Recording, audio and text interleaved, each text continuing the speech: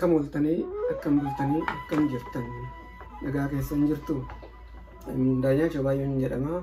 Tanan dhaladhee guddadhee Shawaa Kaabaa Salaale garba gurraachaa gadi magaala Biriitii Kolfee jedhamtu tanan dhaladhee guddadhee amma tanan jiraadhu Ameerikaa naannoo Washington DC Silver Spring Maryland dha.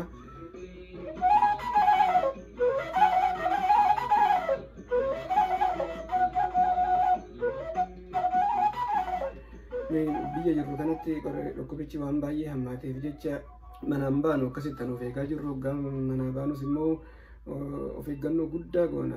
Hoggaa manaa baanu isin akkamitti of eegaa jirtu? Garuu namni biyya alaa jirtanis biyya keessa jirtanis akkamitti of eegaa jirtu?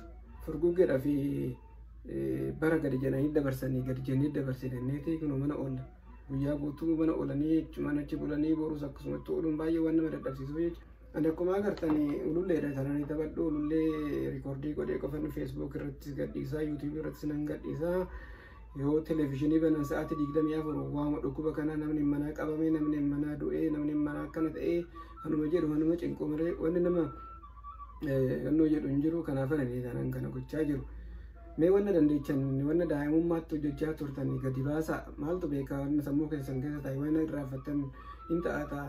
Kunuun hambiramoo tanan hojjechaa jiru. Suurota kanan kaasaa jiramma dhiyoo kana erguma koronaan kun dhufee tanan kaasu meeshaalee baay'ee farkaan qabu. Manuma mana jiruun maarkaruma qalamii tokko tokkootii fi haayilaayitarii kanaan nan kaasaa jiru.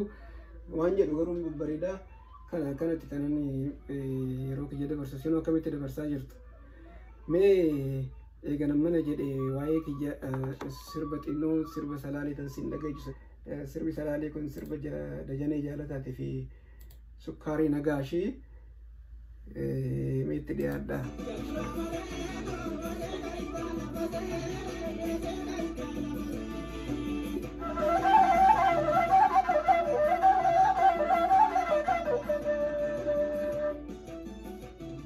Waluma jajjabeessuudhaa fi jajjabaadhaa.